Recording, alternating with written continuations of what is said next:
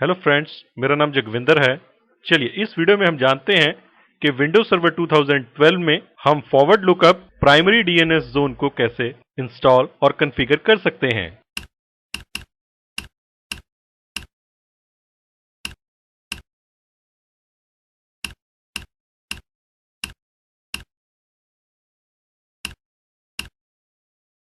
हमने डीएनएस के concept videos में जाना था कि forward lookup zone name to IP address resolution के लिए यूज होता है, जबकि primary DNS zone DNS database की रीड राइट कॉपी रखता है।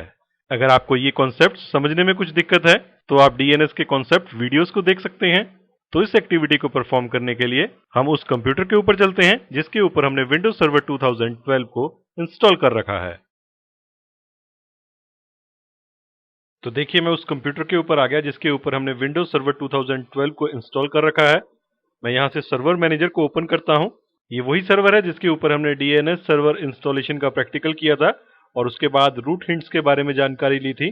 सर्वर मैनेजर ओपन करने के बाद मैं यहां से टूल्स को क्लिक करता हूं और इसके बाद डीएनएस मैनेजर को ओपन करने के लिए यहां से डीएनएस को क्लिक करता हूं। तो देखिए आपके सामने डीएनएस मैनेजर ओपन हो गया है और हमारे डीएनएस सर्वर का नाम डीएनएस सर्वर 1 आपको दिखाई दे रहा है।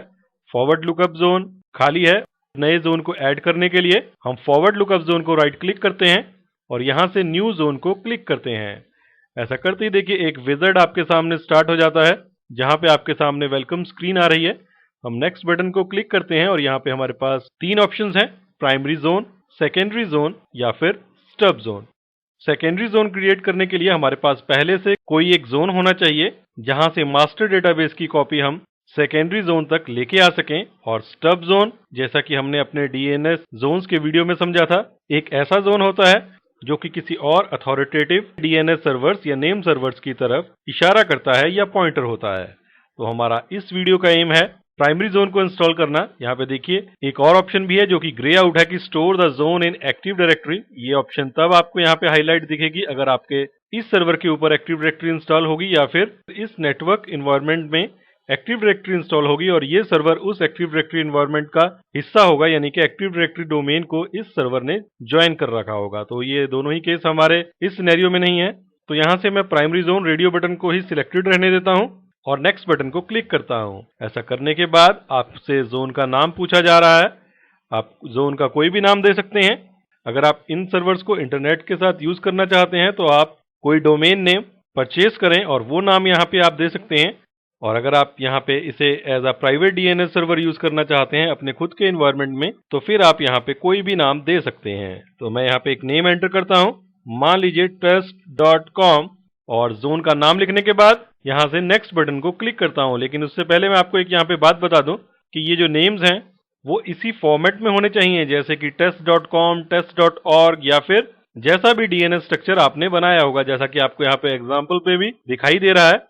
नेम एंटर करने के बाद मैं नेक्स्ट बटन को क्लिक करता हूं तो आपसे पूछा जा रहा है कि इस जोन की इंफॉर्मेशन को या डेटाबेस को किस फाइल में सेव किया जाए। आप इसको एक नई फाइल में सेव कर सकते हैं जिसका नाम होगा test.com.dns, या फिर अगर आपके सर्वर के ऊपर पहले से कोई फाइल एग्जिस्ट कर रही है तो आप उसमें भी इसकी एंट्री करवा सकते हैं। यहाँ पे देखिए इसका पाथ आपको दिखाई दे रहा है कि सिस्टम के रूट में सिस्टम 32 में और डीएनएस में ये फाइल एग्जिस्ट कर रही होगी। तो हम बिल्कुल एक नया जोन क्रिएट कर रहे हैं और पहला ही ये जोन है हमारे एनवायरनमेंट का, तो इसलिए मैं डिफॉल्ट ऑप्शन जो कि create a new file with the file name, अगर आप फाइल नेम चेंज करना चाहते हैं ऐसा भी आप कर सकते हैं। और उसके बाद हम नेक्स्ट बटन को क्लिक करते हैं तो मुझसे डीएनएस जोन के बारे में कुछ और इन्फॉर्मेशन पूछी जा रही है कि इस जोन में जो होस्ट रिकॉर्ड्स होंगे, यानी कि जो कंप्यूटर्स या सिस्टम्स इस डीएनएस सर्वर को यूज करेंगे, क्या वो अपनी नेम की इंफॉर्मेशन यानी कि उनके नाम की इंफॉर्मेशन और आईपी एड्रेस की इंफॉर्मेशन इस जोन में या इस डेटाबेस में अपने आप से अपडेट कर सकते हैं कि नहीं कर सकते। तो देखिए हमारे पास यहाँ पे तीन ऑप्शंस हैं जिनमें से पहली ऑप्शन ग्रे आउट है क्योंकि ये तभी वर्क करती है जब हमारे इन्वायरमेंट में एक्टिव डायरेक्टरी इंस्टॉल्ड हो और ये DNS zone active directory integrated zone हो। और ये ऑप्शन सबसे सिक्योर मानी जाती है क्योंकि एक्टिव डायरेक्टरी इन्वायरमेंट को सिक्योर माना जाता है। तो इस इन्वायरमेंट के कंप्यूटर्स अपना नाम चेंज होने पे या अपना आईपी एड्रेस होने पे डायनेमिकली एक्टिव डायरेक्टरी में अपनी इंफॉर्मेशन को अपडेट कर सकते हैं। अगर आप इस रेडियो बटन को सिलेक्ट करेंगे तो ये क्योंकि ग्रे आउट है और इस केस में हमारे एक्टिव डायरेक्टरी इंस्टॉल्ड भी नहीं है तो हमारे पास सिर्फ दो ऑप्शंस बचती हैं। एक तो है allow both non secure and secure dynamic updates, यानी कि पहले सिक्योर डायनेमिक अपडेट्स के लिए ट्राई किया जाएगा जैसा एक्टिव डायरेक्टरी के केस में है, और अगर सिक्योर अपडेट्स हमारे क्लाइंट्स प्रोवाइड नहीं कर सकते हैं तो फिर नॉन सिक्योर स्टेट में उनसे अपडेट्स ले ली जाएंगी। और इस ऑप्शन को सिलेक्ट करने से आपके डीएनएस सर्वर की सिक्योरिटी कमजोर हो सकती है, तो इस ऑप्शन को ध्यान से सिलेक्ट करना चाहिए। और तीसरी ऑप्शन जो कि डिफॉल्ट सिलेक्टेड भी है कि do not allow dynamic updates, यानी कि हम डीएनएस जोन में हर एक एंट्री मैनुअल करेंगे और कुछ भी इस डीएनएस फाइल में या इस जोन में डायनेमिकली अपडेट नहीं होगा। तो इसी ऑप्शन को सिलेक्ट रहने देते हैं और नेक्स्ट बटन पे क्लिक करते हैं।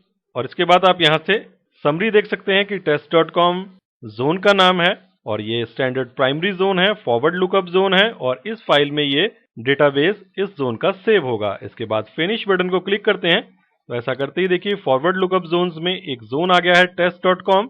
इसको डबल क्लिक करते हैं और ऐसा करते ही देखिए हमारे पास दो डीएनएस रिकॉर्ड्स आ जाते हैं। पहला स्टार्ट ऑफ अथॉरिटी रिकॉर्ड और दूसरा है एनएस या नेम सर्वर रिकॉर्ड, जिसमें हमारे इस डीएनएस सर्वर का नाम आ रहा है। और इन रिकॉर्ड्स के बारे में हमने अपने कॉन्सेप्ट वीडियोस में पहले डिस्कशन भी किया है। चलिए हम इसकी टेस्टिंग कर सकें तो यहाँ पे हम एक रिकॉर्ड क्रिएट करते हैं। तो उसके लिए मैं यहाँ पे राइट क्लिक करता हूँ और यहाँ से न्यू होस्ट रिकॉर्ड को सिलेक्ट करता हूँ।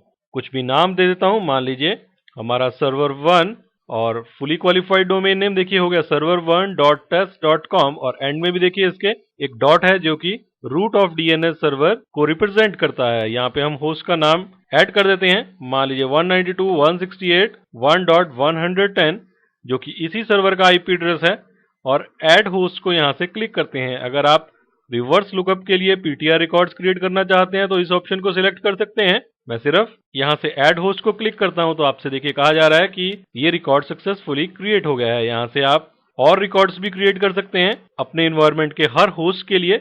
मान लीजिए आपके एनवायरनमेंट में 10 कंप्यूटर्स हैं, उन 10 के नाम आप यहाँ पे लिखिए, उनके जो आईपी एड्रेसेस हैं उनको आप यहाँ पे एंटर कीजिए और इस तरीके से एक एक रिकॉर्ड को मैनुअली आपको यहाँ पे एंटर करना पड़ेगा, क्योंकि हमने डायनेमिक अपडेट्स को इस जोन के केस में डिसेबल कर रखा है। और अगर हम चाहें तो इसको कभी भी एनेबल कर सकते हैं, जो कि हम आगे देखेंगे। तो अभी हमने एक रिकॉर्ड क्रिएट कर लिया है। अब जरा हम इसकी टेस्टिंग करके देखते हैं। तो उसके लिए हम जरा यहाँ से सीएमडी मोड में चले जाते हैं। तो मैं रन में सीएमडी टाइप करता हूँ और एंटर की को प्रेस करता हूँ और यहाँ पे हम पिंग कमांड को यूज करते हैं और पिंग हमारे इस रिकॉर्ड का नाम जो कि है server1.test.com और एंटर की को प्रेस करते हैं। तो देखिए यहाँ पे आपको रिप्लाई दिखाई दे रहा है और जो कि सक्सेसफुली यहाँ पे हमारी पिंग कमांड रन कर गई है, यानी कि हमारा क्रिएट किया हुआ रिकॉर्ड एक वैलिड रिकॉर्ड है। इसी तरीके से आप और रिकॉर्ड्स को भी इस डीएनएस जोन में ऐड करवा सकते हैं। Question time. चलिए आप मुझे एक क्वेश्चन का आंसर दीजिए। आप मुझे बताइए कि कंप्यूटर्स डीएनएस जोन में अपने नेम और आईपी एड्रेसेस को ऑटोमेटिकली कब अपडेट कर सकते हैं। ऑप्शन ए, जब आपने डायनेमिक अपडेट्स एनेबल कर रखी हो। ऑप्शन बी, जब आपने डायनेमिक अपडेट्स डिसेबल कर रखी हो। आप इस क्वेश्चन का आंसर नेक्स्ट 20 सेकंड्स में नीचे कमेंट्स में जरूर टाइप करें। तो इस वीडियो में हमने सीखा कि हम विंडोज सर्वर 2012 में forward lookup primary DNS zone को कैसे क्रिएट करते हैं और उसमें मैन्युअली रिकॉर्ड्स को कैसे ऐड करते हैं। तो इस वीडियो में इतना ही। Thanks for listening.